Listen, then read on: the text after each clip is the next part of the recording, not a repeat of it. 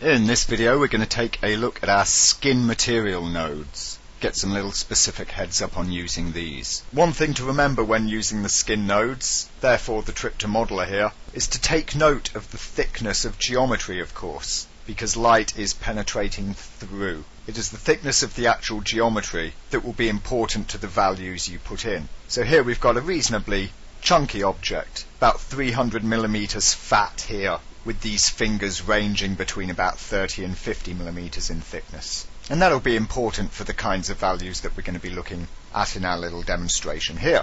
So what I've got is all of them with more or less the same settings on, and also a bump map, because we'll see that bumps behave slightly differently with these scattering surfaces. So let's just take a quick peek in the VPR here, just at our bump by itself, and of course our lighting. I'm just using a regular distant light here because it's nice and quick, but also the harsh shadows help to show us how the shading behaves in our nodes here. I'm going to start out with simple skin because we've had this guy the longest. One thing we notice first of all is the black on this side here. Looks a bit strange in this scene because of the backdrop I have set up, but that is purely for reflection.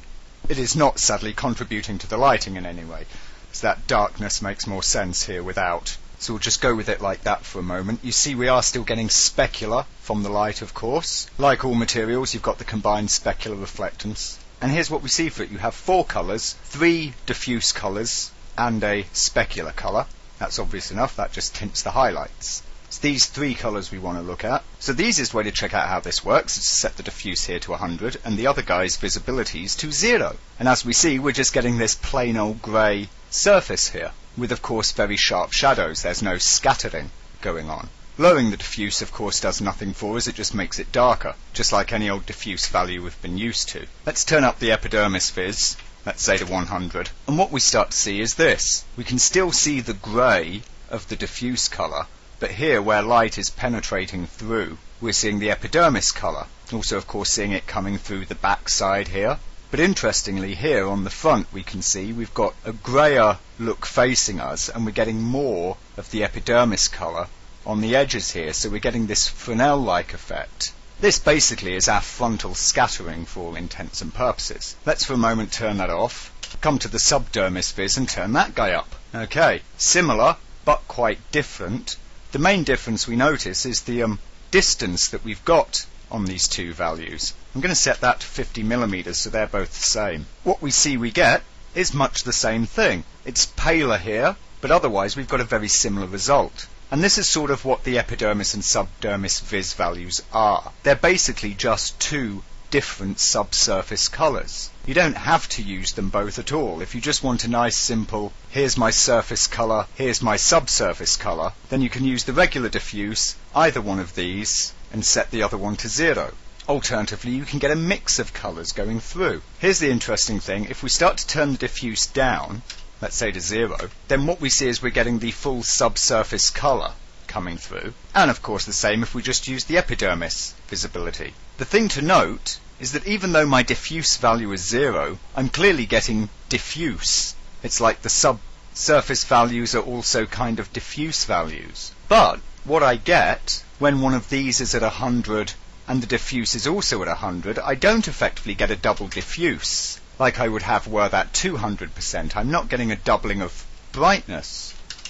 This at 100 plus this at 100 and even plus this at 100 hasn't just tripled the brightness of everything. One of the problems people often have with this node is these values and how they compare to just a plain regular diffuse value on a normal surface. Because of course when either or both of these are at 100 but the diffuse is down at 0, I'm clearly not getting 0 diffuse. The difference in brightness that we're getting, the additive brightness from these visibility values is of course the transmitted light that's coming through as a result of the scattering. Here, with my diffuse at 0, I'm only seeing scattered light. I'm getting no direct diffuse reflection from the surface. So what I tend to do in using this node is get the epidermis colour and the diffuse colour basically the same, except I use a slightly brighter or slightly desaturated version in the diffuse channel, which can of course be done using a colour tool when you're using image maps. And then I'll tend to balance them both out so as together they more or less add up to 100%. I may go a little over on the odd occasion here and there, or even under, but not by much. And then subdermis I normally just turn up until it looks right, essentially. The only other thing to get is the distances. And what of course we've seen on this little blobby thing throughout this whole video so far is these artifacts that we're getting in the finger spaces. If I go back to 200 millimeters there for the subdermis, and of course they become ever more noticeable, whereas this base looks pretty good. The reason of course is because the difference in thickness. If I bring this down a lot, let's say 6 millimeters for my epidermis and 20 for my sub, then of course they start to look an awful lot better. This object's quite big, but not that big. There we go. If I turn my subdermis off, I can twiddle around with the other as well. In this case I'm getting quite a nice pleasing effect going way past 100 on this, whilst the diffuse is still down there at 40, and then bring my subdermis up on top of it until I start to get the shading I'm looking for. So that's it really, it's just a little bit of play. Specularity, of course, is speculum reflection, and glossiness is how shiny or not shiny it is. Of course you have reflection blurring as well. Fresnel value, of course, the specular and diffuse and all that, has a Fresnel function ready built in. This is just how strong it is. If you turn it to 0, then you basically have no Fresnel. Putting it right up at 100 is actually not far off accurate. If you look at the facing bit of surface here, that's looking pretty nice, and you're getting this gentle reflection at the edges. That's not far off real skin at all. And there we go. That is pretty much the simple skin node. The fast skin node here is basically the exact same thing. Let's pop it in, and we get black because unfortunately fast skin does not work with VPR. We see that our settings are more or less exactly the same. We have exactly the same inputs and options. And there's no point going through them again because they are exactly the same. So what I'm going to do is just simply copy the same values I had on simple skin for now and just give it the good old F9. You'll notice of course that fast skin is a pre-process node. It has to go through this pre-process, hence why it does not work in VPR. This is also why it tends to be a bit problematic in animation. And this then is what we see. Very different result indeed. The main reason why is because of the different treatment of bump here. You can see that it's obviously an awful lot stronger. And where we're getting what appear to be these dark splotches, it is in the bump areas there. So what I'm simply going to do is change the bump height here down to 10% and give it another go. Then we get to see something much more pleasing, though what we see is not as much shine through. That's the main difference here with fast skin. It tends to use larger values. So let's try the epidermis at 20, and I'll try the subdermis at 60. And there we go. What we get is really starting to look soft and nice. And this is one of the good things about fast skin, is that it is a very nice shader. It does produce very pretty results. And if we do go back to the large distances that we had initially, that were of course artifacting on the simple skin there, and we start to get this very soft, creamy surface indeed. You may notice the odd artifact here around the finger protrusions. That's just the subdivision level on my object here, nothing more. We can also notice as I've gone through these renders that our bump is changing, or rather the strength of our bump is changing. Of course, as light scatters around inside the surface, then the bump becomes less visible. But we don't want these kind of darkening artifacts that we had before. But still, as we have gone deeper, we can start turning up the bump. In this case I'm going to come right up to 70% with it. And so we see I can get much more obvious bumping without the shadow artifacting, owing to my deeper penetration of light rays. The last value to mention here for the fast skin that is different from the simple skin is the epidermis and subdermis backscatter values. Basically, these are just the strength of scattering as seen from the back faces. So this is when the light is on the opposite side of the object. This is what it looks like rendered, and if we compare to the previous, then we can see over here where we've got these fingers in shadow, the light coming through them just a little bit more. But obviously we're still getting scattering on the back face here. We're getting the light penetration, no problem. Easy way to think of this is your distance is how far the light comes through. Whether you're lit from the front, lit from behind, whatever, you will get the scattering based on the distance. The backscatter values are kind of how much internal glow that scattering produces. And that's the best way to think about it visually. The other value I didn't mention in either node is the gamma settings that you have for subdermis, epidermis. These are just simple gamma corrections.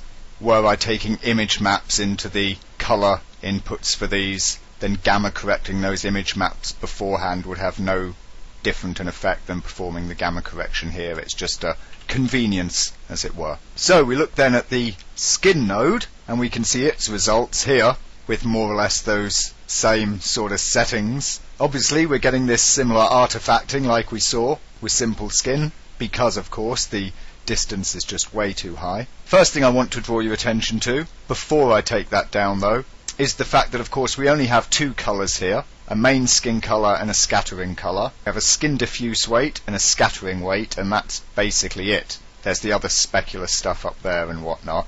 But for the colour and scattering, this is all we have. It's much simpler. We also have this switch multiple scattering. If we turn it on, then we see what happens is it gets a lot punchier. It gives this real depth to the translucency, and we get a lot more colour picked up. It does, however, take a lot longer to render, unfortunately. That said, you may find in many situations to really get that translucent look that you want from SSS, then you do need to have this on. Any which way, you wouldn't really design or set up your surfaces any differently for having it on or off. You can really just think of it as a toggle that gives you extra visual pop. Just for the moment I'm going to leave it off, and we're also going to come down to a more normal sort of distance like we had with simple skin there, and we see that what we get is pretty nice and pretty smooth, and the shading is pretty good overall. Certainly what's happening to these shadows that are falling on it here, the frontal scattering, is beautiful. We do notice these little black splodges dotted around over it. These aren't artifacts. For some reason this is reflecting the black backdrop. Others don't seem to have done that, but this guy does. And that brings us nicely on to our specular and reflection settings here. Rather than having a glossiness, we've got a roughness. So whereas previously I was using a gloss of 20, I've used a rough of 80. Fresnel, perpendicular and parallel. This is interesting in a kind of different setting. Basically, this shader does contain a Fresnel function, and see the Fresnel video for, details on that. But rather than go for physical accuracy, what this shader goes for is a mix between accuracy and artistic malleability. Basically, you set the amount of reflection that you want at the face point, and the amount of reflection that you want at the right angle point, and it draws a complementary Fresnel curve to match those values, more or less in line with the Fresnel properties of skin. Now what you will often find with real skin is that, like many dielectric materials, it has a very low reflection face on, but still goes quite high at the edges. As such, I often tend to find it's a good idea to set your Fresnel in this manner, and if you're getting too much reflection at the edges, then of course you take down your specularity. You might do this differently if your character was particularly greasy or wet or whatnot. What we can also notice is that apart from in our reflections here, our bump appears to be non-existent, even though it's clearly connected. It's only where the bump is affecting the surface normal for reflection that we're getting any sign of that bump at all. If I return to the gradient backdrop, we can of course see that more clearly, so it's not reflecting the black anymore. Looks a little weird over here where it's not being lit, but anyway. Just give my spec a little tweak there to make it more obvious still. It is of course just the specular reflection that is giving us the bump. Here in the diffuse we seem to have next to nothing. We also of course saw something like this with the simple skin, and the fast skin of course when we were turning up the scattering depths, and that is what this bump issue is related to.